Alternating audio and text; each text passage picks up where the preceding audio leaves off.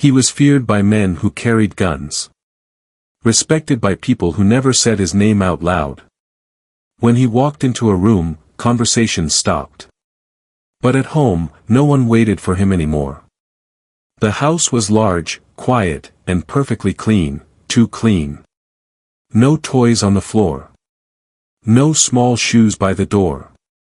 No soft voice calling him back when he turned to leave. He noticed these things only when the silence grew too loud to ignore. Once, he believed power could replace presence. That money could fill empty chairs. That love could be paused and restarted when he was ready. He told himself his family would always be there, patient, forgiving, unmoving. He was wrong. There was a woman from his past who made him feel young again. There was a life that asked nothing from him except attention. And there was another life, quiet, loyal, slowly breaking, that he chose not to see. This is not a story about a man losing everything in one moment. It is about how he lost it piece by piece, while believing he was winning. And by the time he looked back, there was nothing left to return to. The city never slept, and neither did the man who ruled part of it. Lights from tall buildings reflected off glass and steel as cars moved like silent shadows below. To the world, he was a mafia boss, cold, untouchable, always in control. People spoke his name with fear, and deals were made just to avoid his anger. But this story does not begin with crime or power. It begins with absence. At the edge of the city stood his home, large and expensive, guarded and quiet. Inside, the rooms were filled with things money could buy, yet missing the warmth that could not be ordered or forced. There was a dining table meant for three, often set but rarely used together. There was a child's room that waited more than it laughed.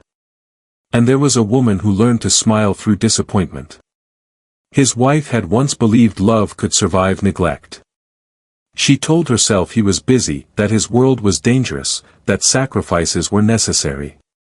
Each night she covered for him. Each morning she explained his absence to their son with gentle lies. He will come later. He is working. He loves you. At first, the boy believed her. Then weeks turned into months. Promises turned into habits. And habits turned into silence. The man at the center of it all barely noticed. He believed providing was the same as being present. He believed power made up for time. When guilt tried to speak, he drowned it in work, in control, in the thrill of being needed elsewhere. He did not see the way his son stopped waiting by the window. He did not hear the change in his wife's voice when she stopped asking questions. Then someone from his past returned. She was familiar in a way that felt safe. She laughed at his stories. She admired his strength. She reminded him of who he had been before responsibility, before fatherhood, before choosing others over himself. With her, he did not feel judged. He felt free. He told himself it meant nothing. But choices do not need to be loud to be final. This story is not about one mistake. It is about many small ones, made daily, without fear of consequence. It is about a man who believed love would wait while he chased something easier. It is about a family that grew quiet while he looked the other way.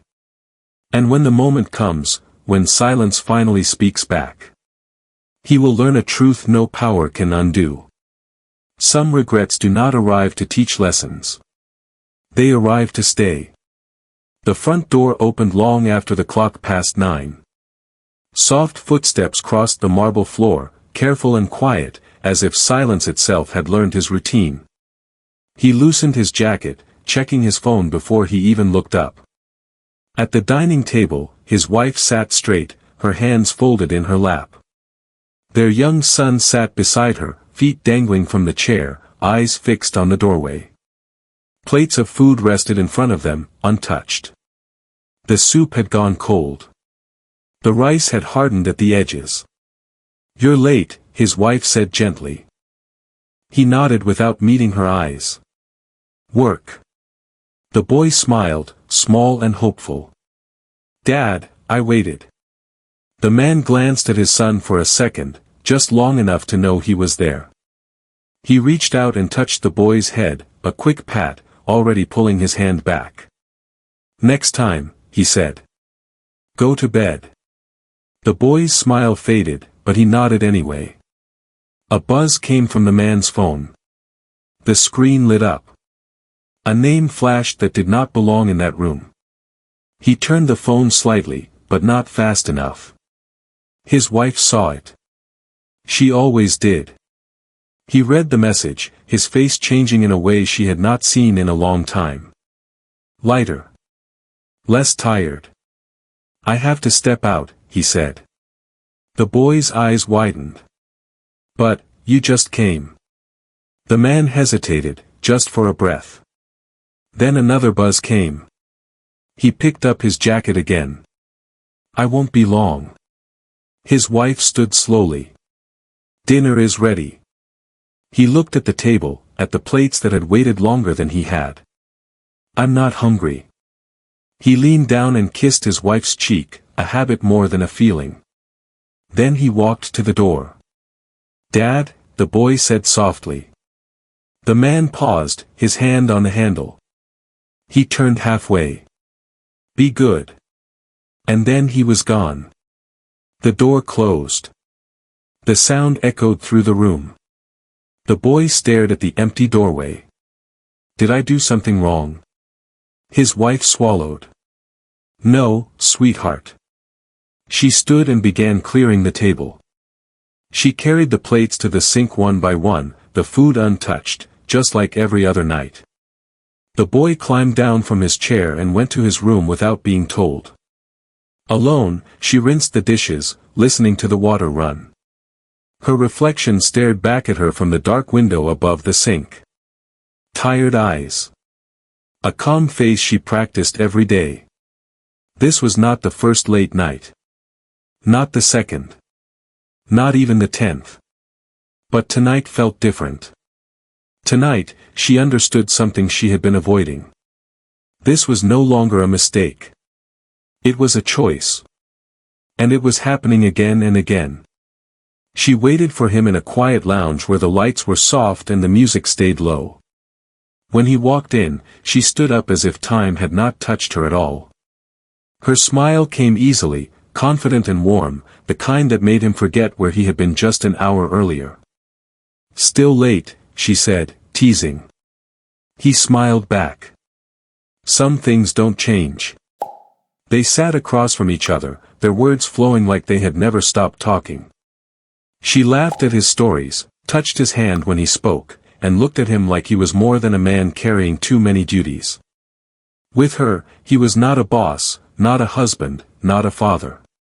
He was simply himself. You used to dream bigger, she said softly. Before everything tied you down. He did not argue.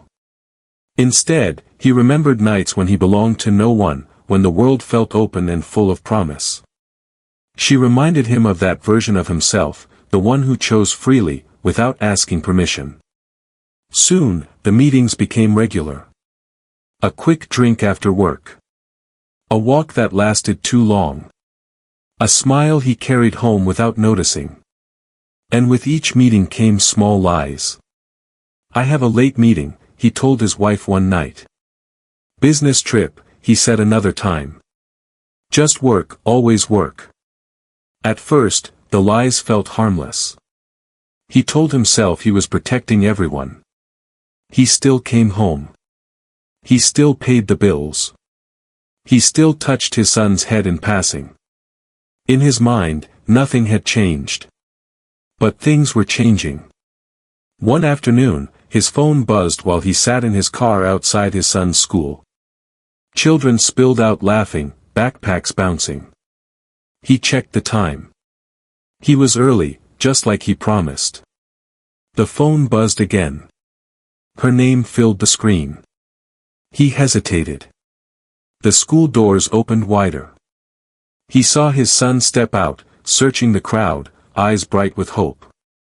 For a moment, the man felt pulled in two directions. Then the phone rang. He answered. "I'll be there," he said. He drove away without looking back. Inside the school gate, the boy waited. Minutes passed. Teachers began guiding children away. The boy's smile slowly faded as the space beside him stayed empty. In the car, the man laughed at something she said, unaware of the small promise breaking behind him. That night, his son went to bed without telling anyone how long he waited. And the man told himself, once again, that it was nothing. The chair by the window became the boy's favorite place. Every evening, he climbed onto it, pressing his hands against the glass, watching the street below. Cars passed. Lights flickered on and off. Every sound made his head lift with hope. "Is Dad coming tonight?" he asked. His mother paused before answering, forcing a smile. "Soon." She said it the same way every time. The hours moved slowly. The boy stayed quiet, his eyes fixed on the road, counting cars, pretending not to be tired. His homework lay untouched on the table. Dinner cooled again. When the clock reached 9, his legs stopped swinging. "He must be busy," she added softly, more to herself than to him. The boy nodded. He did not complain. He had learned that waiting was easier than asking. Asking only made his chest hurt when the answer never came. One night, he waited until the street went dark. When no familiar car appeared, he climbed down from the chair without a word and went to his room. His mother watched him go, her heart sinking at how easy it had become. Days passed like this. The boy stopped running to the door at every sound. He stopped setting an extra place at the table. He stopped asking questions that had no answers. Silence took the place of disappointment. His wife continued to cover for her husband. To friends, to family, to the boy. She carried the weight quietly, telling herself it was temporary. But deep down, something fragile was cracking. One evening, the man called to say he would not be home again. His voice sounded distant, distracted. "It's fine," she replied calmly. "We'll eat without you." After the call ended, she stood alone in the bedroom. Her eyes moved slowly around the room. The closet. The bed. The photos on the wall. A family frozen in smiles that no longer matched reality. She opened a drawer and pulled out a small bag. Nothing special. Just large enough to hold a few clothes. Her hands shook as she folded a shirt, then another. She stopped, breathing deeply, unsure if she was ready for what this meant. From the hallway, she heard her son's quiet footsteps. He stood in the doorway, watching her. "Are we going somewhere?" he asked. She knelt in front of him, holding his small hands. "Not yet." He nodded, accepting the answer without question. As he walked away, she looked at the bag again, sitting on the bed like a thought she could no longer push away. She zipped it halfway. Just in case. He felt different when he was with her. Lighter. Sharper. Like the man he used to be before rules, before quiet dinners, before promises he barely remembered making. With his first love beside him, the city felt alive again. The lights looked brighter. The nights felt shorter. She laughed at his stories, touched his arm when she spoke, reminded him of the power he carried. Not just the power others feared, but the kind that made him feel wanted. "You were never meant to live small," she told him one night, her voice smooth and sure. "You were born to rule." He believed her. At home, life felt slower. Too quiet. Too full of waiting eyes. He told himself his family would understand. They always did. They always waited. He convinced himself that love meant forgiveness, and forgiveness meant time. Power fed his ego. Every deal he closed, every man who bowed his head, every call answered on the first ring made him feel untouchable. He told himself he could balance both lives. He was strong enough. Smart enough. When his wife called, he let it ring. When his son sent a voice message, he told himself he would listen later. Later never came. One evening, he stood near the window of his office, phone pressed to his ear. His voice was low, confident. "She doesn't suspect anything," he said. "My family is stable. They won't leave." The words felt easy as they left his mouth. At home, his wife moved quietly through the hallway, holding a basket of laundry. She stopped when she heard his voice through the phone speaker left on the table. She hadn't meant to listen. She froze anyway. "I'll handle them," he continued. "They'll always be there. They don't have a choice." Her breath caught. She stood still, afraid that even breathing might make a sound. Each word fell like a heavy stone in her chest. This was not confusion. Not stress. Not a mistake. It was a decision. He laughed softly on the call. "This is just how things are now." She stepped back slowly, her hands trembling. The house felt smaller, colder. Every excuse she had made for him shattered at once. In the living room, her son sat on the floor, quietly drawing. She looked at him and felt something break inside her, not loudly, but completely. The phone call ended. The silence that followed was louder than any shout. She picked up the small bag from under the bed and placed it by the door. This time, she did not stop halfway. For the first time, she understood the truth clearly. He had chosen power over promises. And she had just heard him say it out loud. He came home late again, the smell of night air still clinging to his coat. The house was quiet, too quiet. No TV. No soft music. No footsteps rushing to greet him. His wife sat at the dining table, her hands folded, her back straight. The dinner was gone. The plates were clean. "You're home," she said calmly. He paused. Her voice wasn't angry. That unsettled him more than shouting ever could. "Yes," he replied, loosening his collar. "It was a long night." She nodded once. "Sit." He frowned but obeyed. He was used to control. Used to being listened to. Her calm felt strange, like standing on ice that might crack at any moment. "I know about her," she said. The words were simple. Clear. No emotion wrapped around them. He laughed softly, waving his hand. "You're imagining things." "I heard you," she continued. "I heard what you said about us. About our son." His smile faded for a second, then returned, sharper. "You misunderstood." She looked at him fully now. Her eyes were steady. Dry. "I didn't misunderstand," she said. "You said we would never leave. You said we had no choice." He leaned back in his chair and chuckled. "You're tired. You're overthinking." She stood up slowly and walked to the window. Outside, the streetlight flickered. She spoke without turning around. "I won't fight you," she said. "I won't beg. I won't cry."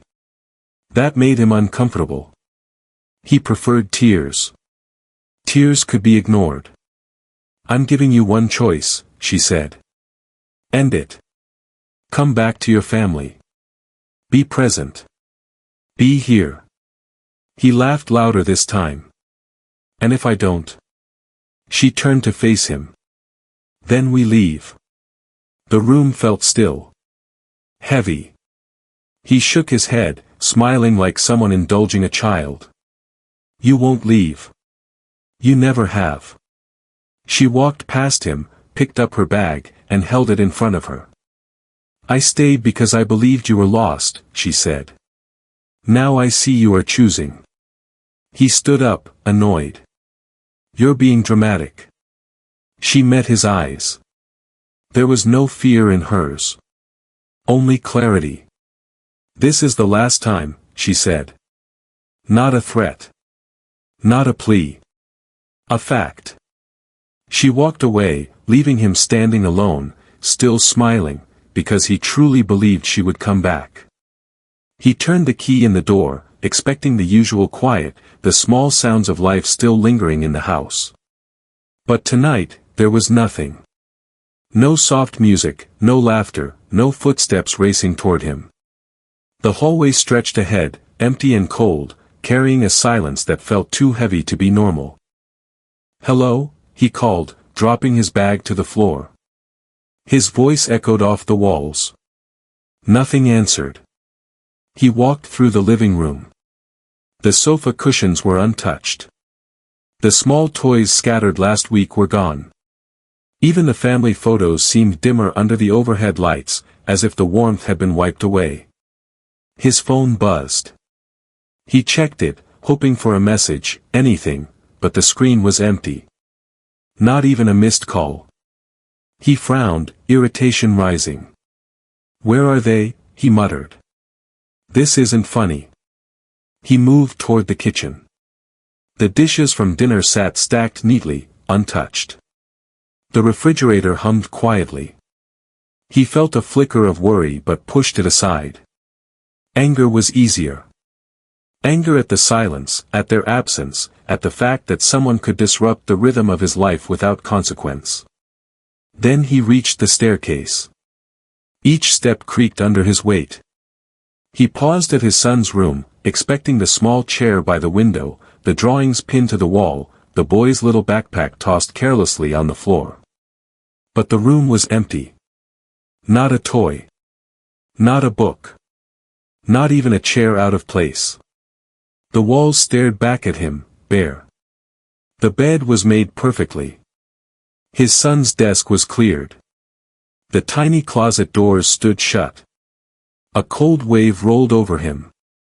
His hands trembled, not with fear at first, but with disbelief. The emptiness was a language he could not read. His son, his boy, was gone. And with him, the life he had taken for granted, the routine he had ignored, the small presence that had made his house a home. He stepped back, gripping the banister, trying to make sense of it. No note. No phone call. Nothing. Just absence. And for the first time, the silence was louder than any power he had ever held. Days passed like stones rolling down a hill, slow, steady, and impossible to stop. He called. He texted. He sent gifts. Each attempt bounced back into silence. No reply. No explanation. His wife didn't answer, didn't acknowledge him. His son didn't ask for him. The world he controlled so easily felt suddenly powerless. He tried to reason it away at first. They just need space, he told himself. They'll come back. But the house felt smaller, colder. Every corner reminded him of absence. Even the walls seemed to mock him, holding echoes of laughter that no longer existed. He went to work, made deals, signed papers, closed transactions, but every handshake, every nod, every glance from a subordinate felt meaningless. Money, influence, fear, they couldn't bring warmth back to his home. They couldn't restore the trust he had ignored for years. Late one afternoon, he drove past a park where children played. There, among the swings and laughter, he saw a small figure, bright backpack, messy hair, running toward a man holding his hand. His heart skipped. He thought, that's my boy. That's my son. He slowed the car, watching closely, ready to wave, to call out, to reach him. But the child didn't look at him. Not once. The eyes that used to search for him in windows and doors didn't even flicker in his direction. Recognition wasn't there. For the first time, the boss realized a truth he could not bribe, command, or force. His power had limits. Time had passed. Moments had been stolen by absence. And now, he was an outsider to the life he thought belonged to him. The boy laughed and ran toward the man's hand, completely unaware that someone else, the man who had once promised protection and presence, was watching from afar, invisible and too late. He gripped the steering wheel, jaw tight, a mix of anger and despair rising inside him. The silence was not just around him, it had taken root inside him, growing heavier every second he stayed parked there. He thought the thrill of being with her would fill every empty corner of his life. The nights were long, full of laughter, whispered stories, and stolen touches. For a moment, he believed he had reclaimed the man he used to be, the one who felt alive without responsibility, without waiting eyes or silent meals. But the closer he got to her, the more he noticed the cracks. Her smiles became delayed. Her laughs faded quicker. The warmth in her eyes cooled when he mentioned home or his family. She had wanted him at his strongest, at his most unburdened, not weighed down by guilt, not tethered to a life he could not escape. He called her one night, expecting the same excitement in her voice that used to make his chest pound. Instead, she sounded distant, distracted, careful with her words. "You're different," she said. "I liked the man I knew, not the one who carries everything everywhere he goes." He tried to reassure her, brushing off the comment. "I'm still me. I can be everything you want." "You don't get it," she replied, and her tone was sharp now, cutting through the haze of desire that had made him blind. "I never asked you to choose them." The words landed like stones, heavy and cold. She wasn't angry. She wasn't pleading. She was stating a fact he had ignored for far too long. For the first time, he saw the truth. The life he had abandoned, his wife, his son, was not just a distraction from desire. It was a choice he had made. And now, the person he thought had saved him from himself was revealing the cost. Her hand left his. The spark he had chased vanished in a moment, leaving only a reflection of the man he had believed he could be. He wanted to argue. He wanted to demand her love, convince her that he could be both, the man she wanted and the father she never asked him to be. But deep down, he knew he couldn't. And in that quiet, empty room, the thrill of being alive with her died, replaced by the realization that desire could not replace what he had lost. He tried everything he could think of. Expensive gifts arrived at her door, each one wrapped perfectly, accompanied by notes full of apologies and promises. He called, left messages, even asked mutual friends to tell her he was trying, that he was changing, that he would be there this time. But nothing worked. The house he had once entered as a ruler of all he surveyed now seemed smaller in his mind. The rooms that used to echo with laughter were quiet in his memory, while life outside continued without him. His wife had rebuilt herself slowly, quietly, without fanfare. She smiled again, went out, and made plans that didn't include him. She seemed lighter, freer. And the man who had once believed his presence could never be questioned felt powerless. He waited by her window one night, hoping for a sign that she still missed him. The lights inside glowed softly. He saw her reading, sipping tea, alone but unbothered. He wondered how long it had been since she needed him. Then came the final blow. A neighbor mentioned it casually, as if it were the most natural thing in the world. "Your son calls his teacher's husband Dad sometimes," she said. "He likes having someone there, someone who shows up." The word struck him like a fist to the chest. He had imagined dozens of ways to make amends, to return, to reclaim the life he had ignored. But this casual choice of another man as Dad, was a line he could no longer cross. He drove home in silence, gripping the steering wheel until his knuckles went white. Every streetlight that passed over him felt like a reminder, time had moved on. His son had moved on. He opened the door to his empty home, looked at the walls, the photos, the echoes of a life he had abandoned, and realized the cost of waiting was higher than he had ever imagined. Nothing he could offer now would be enough to turn back the clock. And yet, somewhere deep inside, the ache of loss whispered, refusing to let him rest. He stood at the edge of the playground, watching his son play from a distance. The boy laughed with friends, kicked a ball, and ran freely, small arms swinging, hair bouncing in the sunlight.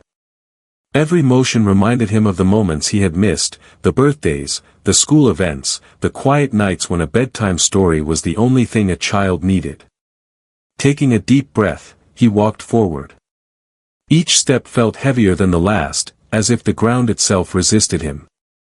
He reached the boy and knelt down so their eyes could meet. "Hey," he said softly. "Can we talk?" The boy stopped, looked at him, and nodded politely. His hands hung by his side, relaxed but distant. There was no rush to hug him, no eager questions, no excitement. Only measured silence. I wanted to come sooner," the man began. "I should have been there more." His words faltered under the weight of years he could never reclaim. The boy's lips pressed into a thin line. He listened without interrupting, but his eyes stayed guarded, like a door only half opened. "I know I made mistakes," he continued, voice low and sincere. I can't change the past, but I want to try now. I want to be here." The boy tilted his head, considering the words, but did not move closer. "I know," he said simply. The man's chest tightened. "I missed so much. I thought I could fix it later. That time didn't matter.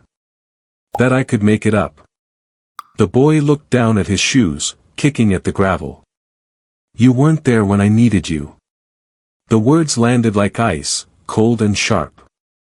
There was no anger, no shouting, no tears, only truth. And it cut deeper than anything he had ever faced in his life. The man's throat tightened. He opened his mouth to respond, but no excuse, no plea, no promise could undo the years of absence. His son had grown up without him, and now even the simplest connection required more than he could give. The boy glanced at the ball rolling nearby, then back at him. Politeness remained, but warmth was gone. Distance had taken root, stronger than any words could reach. The man stayed kneeling, staring at his son, realizing with a sudden, crushing clarity that being a father was never just about showing up. It was about presence, consistency, love given when it was needed, not when it was convenient. And for the first time, he understood fully that some moments, once lost, could never be recovered. He sat alone in the dark of his office, the city lights below flickering like distant stars he could never reach. Everything he had built, the power, the money, the fear he commanded, felt hollow. Nothing could fill the emptiness left behind by years of absence. He replayed every choice, every lie, every night he spent away while his family waited. At first, he had blamed her, blamed his son, blamed life itself. But now, in the quiet, the truth hit him harder than any rival ever could. It wasn't her fault. It wasn't his son's fault. It was his. He had chosen himself. Chosen desire over duty. Chosen thrill over presence. Chosen a life where he could be admired and needed by someone else instead of giving love where it had always belonged. And in doing so, he had lost the one thing he could never buy back, the right to be missed. Memories of small moments haunted him. His son's shy smile in the morning, the way he would lean on his mother's shoulder while waiting for bedtime stories, the warmth in her voice when she called his name, all vanished into shadows because he wasn't there. He picked up the phone and stared at the screen. The numbers seemed unfamiliar now, as if they belonged to someone else. His heart pounded. His hands shook. Every word he wanted to say felt small, inadequate, meaningless. And yet he had to try. Even if it was too late, even if the consequences were final, he needed to speak, needed to beg, needed to show that he understood what he had lost. He closed his eyes, swallowed the lump in his throat, and whispered to the empty room, "I was wrong. I chose the wrong life. I lost you." The silence pressed down on him, relentless, unyielding. But he forced himself to dial. Each number felt heavier than the last. He imagined her face, imagined his son's guarded eyes. He imagined the distance he had created with every missed dinner, every broken promise, every absence disguised as necessity. When she answered, her voice calm and steady, it was like ice in his veins.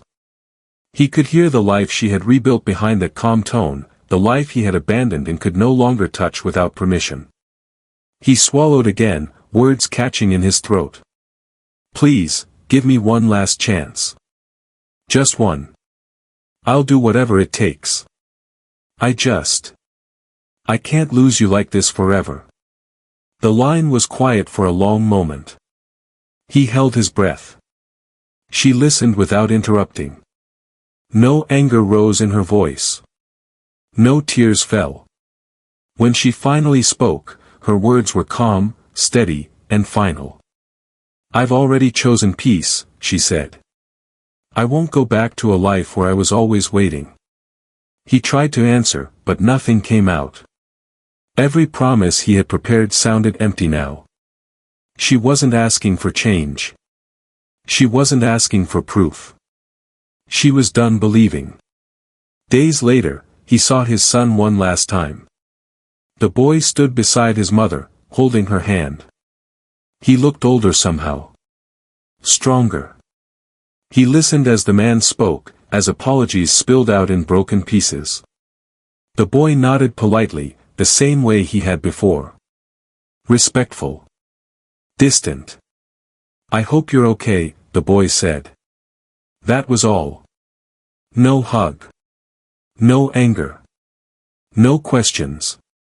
When his mother turned to leave, the boy followed without looking back. Not once. The man stayed where he was, watching them walk away. He didn't chase them.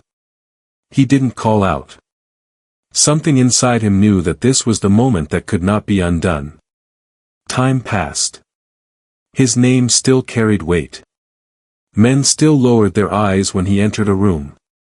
Deals were made with a single word. Fear followed him like a shadow. From the outside, nothing had changed. But inside, everything was gone. The house remained large and silent. No small shoes by the door. No quiet breathing in the next room. No one waiting. No one missing him. At night, he sat alone, surrounded by power that no longer meant anything. He had gained everything he once chased and lost everything that once mattered. And in that stillness, the truth settled fully in his chest. Regret didn't save him. It only taught him.